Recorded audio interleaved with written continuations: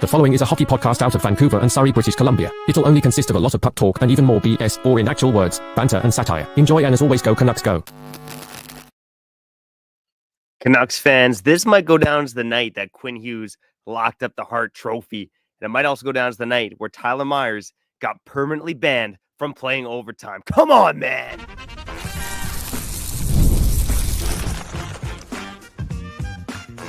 You're Locked On Canucks, your daily podcast on the Vancouver Canucks, part of the Locked On Podcast Network, your team every day. Hey, welcome to the postcast here on Locked On Canucks. My name is Trevor Beggs, co-host of Locked On Canucks, and also a Canucks writer currently with the Daily Hive, Vancouver. And tonight, the Vancouver Canucks, they might have had their worst loss or their best loss of the season. More on that in a little bit because I'm torn on that one. But let's talk about it. The Vancouver Canucks falling 2-1 to the Washington Capitals in overtime. And let's throw it right away to one of the best listeners on the program with the stat pull here. The Vancouver Canucks are now 0-7 in their last 7 games decided in overtime. And again, the Vancouver Canucks now have 10 overtime losses this season. They are on pace for the most overtime losses by a team in NHL history. Of course, there's more back in the day with the ties and the loser points back in the 70s. But again, the most overtime losses in a single season is 18. And yeah, the most overtime, the Canucks are now on pace for 20 overtime losses this season. 20 overtime losses. And 2 of them are directly credited to Tyler Myers, who inexplicably, he did this barely a week ago now, when he rushed up the ice and then threw it back and missed everyone, and the team went back up the other way. He did the exact same thing tonight. And on this time, Tyler Myers and Jake DeBrusk both deserve some blame for what happened in overtime there. I mean, Kyle, look at the screenshot here, man. Unbelievable. For those on YouTube, look at this. Look at this. There's 3 Canucks in the corner. And Dubois and his teammate wide open going the other way. Kevin Lankinen just left out to dry by his team. And it was too bad the Canucks couldn't pick up Kevin Lankinen the W. He definitely deserved it tonight. But in terms of other stat pulls tonight, one of the other crazy stats in this game is Logan Thompson, in net for the Washington Capitals. Logan Thompson, his expected goals against tonight was 4.6. He allowed 1 goal against the Vancouver Canucks. And it was on a rebound on a power play, something that he had no control over. So, Logan Thompson and Kevin Lankinen, this was a showdown in net minors tonight. I said it during the FanDuel ad read when we did the show earlier today, betting the under on this game in terms of goals. That's the bet I would have made. And of course, it paid off tonight with only 3 goals being scored. But Tyler Myers, man, it's hard to get over that. I mean, chaos giraffe at his finest. And again, Kyle, we also talked about it earlier today. The Canucks in the offseason, you could say that they had a chance to acquire Jacob Chychrun. They would have been better off doing that than having Tyler Myers on this team, that's for sure. Oh, man. I'll keep it short because I'm recording this outside right now. My neighbors get mad at me when I yell, okay? You think my voice is annoying to you on the YouTube screen? Think about my neighbors, okay? Everyone's working right now. Where am I going with this? Can I just be positive for a little bit? The Canucks played one of their best games of the year, especially in the last 2 periods. They really did. They played big. They played strong. They took it to a Capitals team. They were the better team. I feel like me and Trevor did the math last Friday. The Canucks through 37 games, through 38 games at the time. This was on Friday. They were probably the better team in 8 of those games. You can add this one to that total now too as well. Take that. That's progress. In my opinion, they were there. They had some high danger chances too. Okay. That being said, isn't it crazy how Quinn Hughes plays 4 minutes in overtime and Tyler Myers can't just do his job and just hold it down? That is the what's the word I'm looking for? Not epiphany, but that's like the Canucks. That word. That is the Canucks in general this year.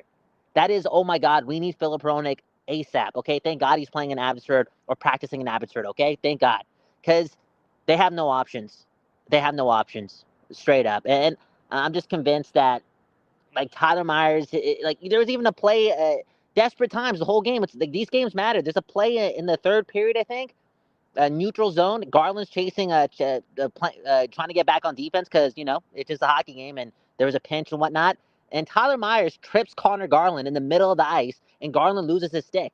But who's the first one to get back into the play and try to break up a 2-on-1? It's Connor Garland with no stick, not the defenseman Tyler Myers. Look, it's not his fault. He's not that good, but let's be honest, he's not that good. And Tyler Myers, I know the Canucks played strong today, and they held the Capitals to 17 to 18 shots, and you got to give credit to Tyler Myers for that as well. But let's be honest, Tyler Myers is not that good, and he's not worth $3 million a year. He really isn't. No, he's a chaotic player. We all know that. I mean, this is year 6 of Tyler Myers in Vancouver now, which is crazy to think about, right? He's been there since Quinn Hughes' rookie season. Seems like a long time ago now. But God, we said Trevor, in the summer. How do we have 8 more years of Tyler Myers, or in total, than we did Christian Ehrhoff? That's going down a deep, dark rabbit hole there. But, tonight, Tyler Myers, largely playing with Quinn Hughes, had almost 25 minutes of ice time. And Kyle, like I said earlier today, I know, shout out to the everydayers or the people that tuned in earlier. I said that you got to shake up the top pair. Like, I was vouching for Carson Soucy to play on the pair with Hughes, get his mojo back playing with Quinn Hughes. By the way, Carson Soucy deserves some credit for saving the game. The Carson Soucy got the Canucks a point tonight.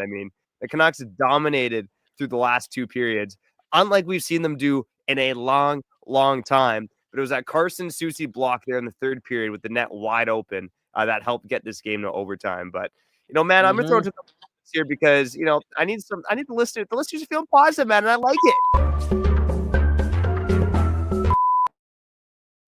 Nancy Bowen in the comments saying, can we celebrate a point? Can we celebrate shots on net? Look, okay, let's keep it positive for a second because, the fact that the Canucks are losing so many games in overtime, it's a little troubling, right? But at the same time, the glass half full approach is that they are picking up points with a depleted roster, right? And the depleted roster is really Pettersson and Hronek right now. Elias Pettersson, we expected him back by now. He was a game time decision in Montreal. So again, a little curious that he didn't play today. But overall, the Canucks find a way to pick up a point against a team, Kyle, that had the second best winning percentage in the NHL heading into tonight. And I said that earlier today, Kyle. You were saying the Canucks got to win, and I was on bandwagon, put forth a good effort. And the Canucks put forth arguably their best effort of the season, arguably their best effort in a loss. We got Oliver Sholnick in the comments also saying best loss of the season. It's also the most painful loss of the season, in my opinion, because going to that overtime, based on the way the Canucks played, you're saying they got to find a way to win this game. They got to find a way to win. And you know what? If they didn't play Tyler Myers in overtime, they might have found a way to win this game. But they did get the point. And as Nancy Bowen said, can we celebrate shots on net? This is a crazy stat drop by John Shorthouse. But this is the first time in 15 games that the Canucks managed to get more than 30 shots on net. And that was the second longest streak in franchise history. Again, the Canucks have a pretty sad existence, especially going back to the 70s and 80s there. But for this to be the second longest streak where they haven't registered 30 shots in the game, it's kind of mind-blowing. Dude, Trevor, do you have any of the stats of what the Canucks did when Quinn Hughes was on the ice today? Because I think it was kind of historic. I know he only had 1 point. Sorry. Logan Thompson or whatever his name was incredible. And it kind of reminded me of his performance in like game 3 or game 4 against Dallas last year. Go check it out. Like spectacular shit. That's why he did get traded, right? Because he's good. He's actually good. Like Washington needed a 1A or a 1B. They got him in that guy. All in all, though, Quinn Hughes was absolutely incredible when he was on the ice. But again, as you alluded to, we can do it all in overtime, maybe, as long as we don't play Tyler Myers. But right now, there isn't that option. So I feel like we should actually just continue to touch on, again, the positives. And I just felt like this was a moment for us Canucks fans, okay? If you spend time on the internet, this was a moment because there was that viral clip. And I'm not going to blame the girl who said all these nasty things about JT Miller. It is what it is, right? I don't know if you've seen the clip, Trevor. Have you? JT Miller is super toxic, blah, blah, blah, blah. Yeah. No, that was a garbage take, man. Garbage take. But again, maybe she had like 18 drinks and just got wild, right? You get emotional. But here's the thing. JT Miller proved today that he's not toxic. He's the furthest thing from toxic. Real talk. Maybe the only thing toxic is the pain medication he's taking to play this game. Yeah. It's the truth. Like he was a big part of the Canucks doing really well offensively today, albeit again only one goal, but he was a big reason for that. And we saw what he did against Ottawa, and now we saw what he did against Washington. It seems as if he's got a bit of his sauce back and his alpha back. You know what I'm saying? And I'll take that. Well, Quinn Hughes again was incredible tonight. I think there was one play, or was it early in the second period? I know he had that all-man rush, but a couple occasions where you could see him just getting back on the back check and breaking up the play, and multiple plays where guys were on him. He looked like he's going to get stripped to the puck, and he just somehow, some way holds on to it. He is an incredible player, and this happens every single Canucks game. I need to look to see if he's the leader in the stat, but it was just in terms of his Corsi, puck possession, expected goals. He once again led the Canucks tonight. I mean, when Quinn Hughes was on the ice, the Canucks outchanced the opposition, or at least shot the opposition 18-6, outchanced them 15-8. But Tyler Myers, again, a big benefactor of those minutes. He was on the ice for 15 shots alongside Quinn Hughes, and his 4 even strength minutes without Quinn Hughes, he was on the ice for no shots for. So again, Tyler Myers being propped up by Quinn Hughes, but Quinn Hughes is just absolutely incredible tonight. Quinn Hughes and Logan Thompson were by far the two best players in the game tonight. And Dubois, you gotta give Dubois some juice too. Like, I'm not giving Dubois anything, man. Okay, Pierre-Luc Dubois. Okay, there you go. That's what I like. There you go, Trevor. Okay, I gave you a little soft one. He hit a grand slam. Yo, Pierre-Luc Dubois, 2 goals, but he went after the captain in a I wouldn't say a dirty way, but an evil way. And where was Vincent Desharnais? Okay, maybe he interfered with him a bit in the first period and took a 2-minute penalty. But, dude, that's your captain. Not only your captain, that's like 80% of your team. Like, what's the point of having all these big-ass defensemen, these trucks in the back end, if they can't move the puck and they can't play physical? Now, again, today, I don't want to poo-poo on them too much because, again, look at what Washington did today offensively. Not much. Like, even Kevin Lankinen, he had to make a couple of good saves, but it wasn't what we're used to, like him being like Vezina-like or, top. Like, he's going to get paid a lot of money based on how many crazy saves he's made this year. He didn't have to do a lot of that today. And that means the defense played well. All in all, though, there's no excuse for none of these big guys to do something. You know who you do it to? You do it to Alexander Ovechkin. If they're going after Quinn Hughes, you go after Ovechkin. This team is soft. They play hard, but at times they're soft. They're going after Quinn Hughes in a scrum. They're making Quinn Hughes use his hand to face wash Dubois, get Dubois off of him. Quinn Hughes is doing more in that situation, and that's a damn shame. And if anything, Rick Hockett's got to go in the room again and say that is not good enough. That's sad. Who do you want doing something? JT Miller, who's got one arm? Because he would be the other guy, but he's not going to do it. Anyways, that's my little rant. I got to go, Trevor. I don't know how long this is going to be, but go Canucks, go. Okay, we played well today, but Vincent Desharnais, dude, come on, man. Why are you here? Yeah, let's get to some comments on the other side. I do want to touch on maybe some more of the positives. And was this potentially a turning point in the Canucks season? Because we haven't seen the team look like this in quite some time. You're listening to Locked On Canucks, your Canucks every day and every night, baby. We'll be back on the other side after shouting at our friends over at Gametime and FanDuel. You know the deal, baby. If you're buying tickets for events, there's no other place you should go than Gametime. And man, oh man, honestly, I've been the itch has been there to go see the Canucks live, and I saw them live in Calgary. I've wanted to go see them live again at the Raj, but the team had me feeling down over the past few games. But after tonight, was it a turning point in the Canucks season? More on that in a few minutes after I let you know that if I'm buying tickets, I'm using Gametime, baby, because now they got this new feature called Gametime Picks. This feature filters out the fluff to show you only incredible deals on great seats, so you don't have to waste time searching through thousands of tickets. All right. At Gametime, they got it all, baby. Okay. They got the all-in views. Okay. So when you're sitting on the toilet, you can know what it feels like just to be there live in Rogers Arena. You can even drink a $2 beer in the toilet instead of an $18 beer, baby. And there you go. Okay. So when you're buying tickets, take the guesswork out of buying those tickets with Gametime. Go download that Gametime app, create an account, and use code LOCKEDONNHL for $20 off your first purchase. Terms apply. Again, create an account and redeem code LOCKEDONNHL for $20 off. Download Gametime today. What time is it? It's game time. This episode of Locked On Canucks also brought to you by FanDuel. And man, oh man, I got to try to look this up on the fly because Quinn Hughes and the Hart Trophy. Look, right now, the talk you hear is that Draisaitl is pushing Kirill Kaprizov for the Hart. But man, oh man, Quinn Hughes really does deserve some Hart Trophy love. And again, I'm looking at the odds right now. Quinn Hughes plus 10,000 to win the Hart Trophy. So you bet $1 on Quinn Hughes to win the Hart, you can win 100. You bet 10, you can win 1,000. Quinn Hughes, believe it or not, tied with the exact same odds as Mikko Rantanen and Cale Makar. 9 other players here on FanDuel have better odds to win the Hart Trophy. But when you're placing bets, whatever it is, whether it's on the game, whether it's on player props like the Hart, make sure you do it on FanDuel. If you're a new customer, you can bet $5 and get $200 in bonus bets guaranteed. That's $200 in bonus bets, win or lose. FanDuel Sportsbook app gives you everything you need, so there's no other place to go, baby. Make sure you go check them out on FanDuel.com.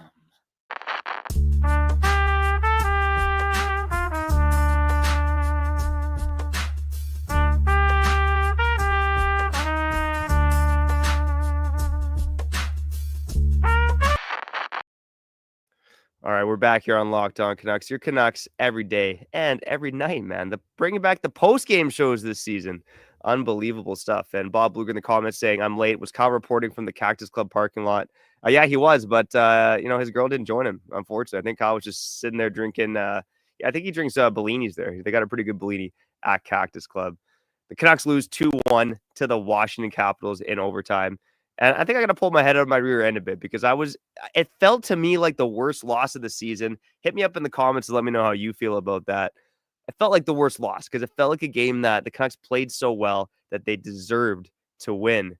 But this one stung. I'm trying to think of a loss that stung this much. Maybe losing to the Oilers on home ice in the playoff rematch is the other one I can think of. But this loss hurt a lot. But again, the Canucks gave it to a team that had the second best winning percentage in the NHL. Look at the shots after 40 minutes in this game, okay? So the Capitals, they outshoot the Canucks in the first. The Canucks have 3 shots overall. You're thinking, man, oh, man, here we go again. Another game where we get 15 to 20 shots on net. What is this team doing? And what do they do after 40 minutes? They outshot the Washington Capitals 25-6. 25-6. They got stonewalled and those stats are only at even strength, I should say. They got stonewalled by Logan Thompson. Overall, the shots actually after 40 minutes, including all situations, were 27-7. The Canucks took it to Washington. They deserve to win this game. They deserve better.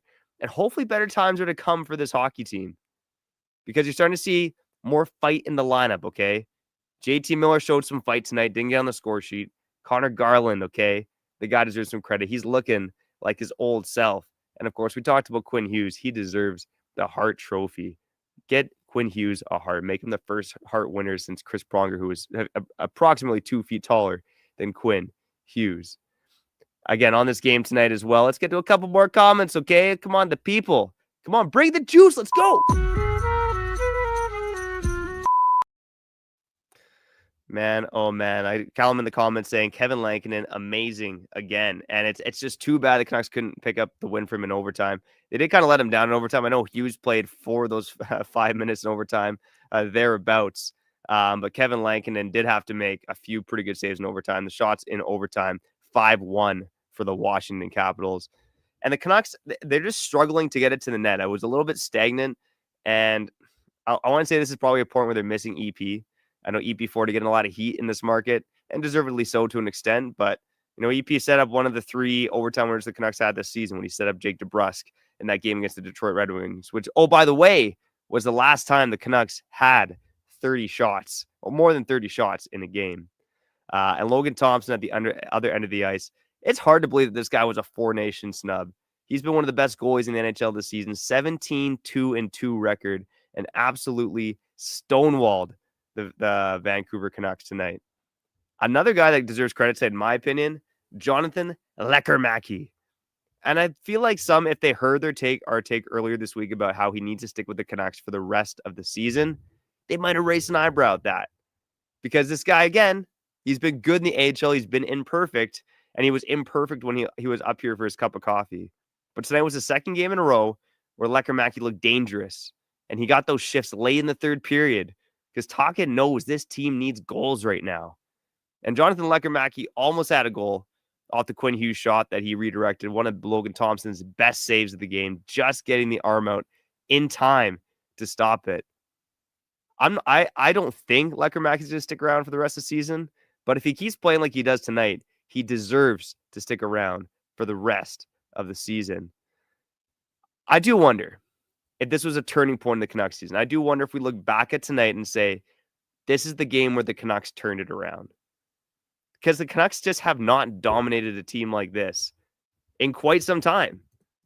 They haven't even gone 30 shots since that game against the Red Wings, where, frankly, they weren't all that good in that game either. Right? The Red Wings, they poured it on. It was one of those weird 9:30 a.m. games back on December 1st. It's been a minute since the Canucks registered 30 shots on goal. But, I mean, Kyle and I went through it before. Some of the best wins this season were against the Florida Panthers, the overtime win, the one on home ice. The one on home ice, they still barely had 20 shots in that one. But the Canucks, they took it to a team with a really good defense tonight. And I do think that this could be a turning point for the Canucks moving forward. Carmen Gravel in the comments, talk about JT Miller's game, saying at least Miller's playing with jump looks way better than he did before. Not only that, but you could clearly see out there that Miller is laboring and battling something. That's something Kyle and I theorized earlier this week or over the past couple weeks about JT Miller. Just the fact that he looks a step or two behind overall. But he really battled there tonight. And you know what? There's flack in the comments about Vinny Desharnais not going after the other guy. And I hear that. But what you did like to see was the team standing up for Quinn Hughes early in the game. That was a test for this team. And if they did not stand up for Quinn Hughes in that moment, they would have heard about it from the coach, from the fans. You got to stand up for not only your captain, but the best damn defenseman in the NHL. Kiefer Sherwood dropping the gloves. He joked about on After Hours how he had to chuck off the white gloves pretty quick. Kiefer Sherwood dropping the gloves there. That's something he's never done in his NHL career. That's what you like to see. JT Miller going after Tom Wilson all night long. That's what you like to see. I do wonder, again, they didn't win, but they picked it up. They looked better, and they played for each other. And I think that's what you want to see from the Vancouver Canucks. Let's get to a comment or two before we get out of here on Locked On Canucks. Your Canucks every day and every night.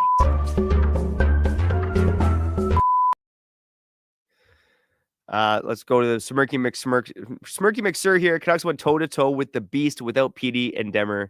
I'll take it, while shouting at them. And I felt the same way tonight. This is the most rattled I've been after loss this season. And, Trevor Two-Face begs you over here. The fan in me was choked at the loss. But the realist in me knows that it's one of the best Canuck performances this season. And again, just let's see if they can keep it up. This is the beginning of the gauntlet, right? And next, the test is the Carolina Hurricanes on Friday and the Toronto Maple Leafs on Saturday. It doesn't get any easier with the Canucks from here. But again, tonight was a nice step in the right direction. The last comment here to NGKHLR, Dubois needs severe punishment. Yeah, Kyle trying to give Dubois his flowers. F. Pierre-Luc Dubois.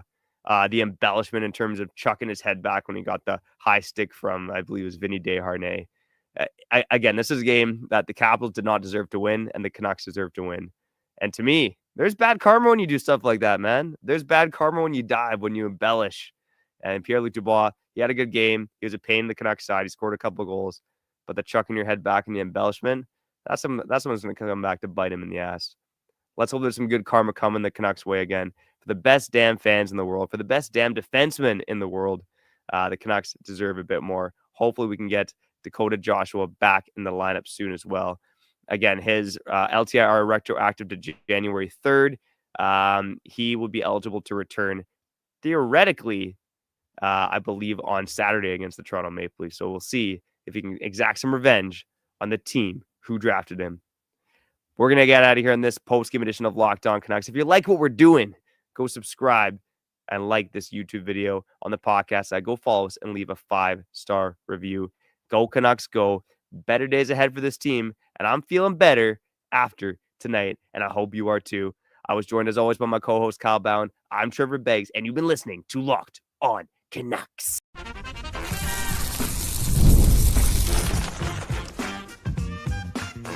You're Locked On Canucks, your daily podcast on the Vancouver Canucks, part of the Locked On Podcast Network, your team every day.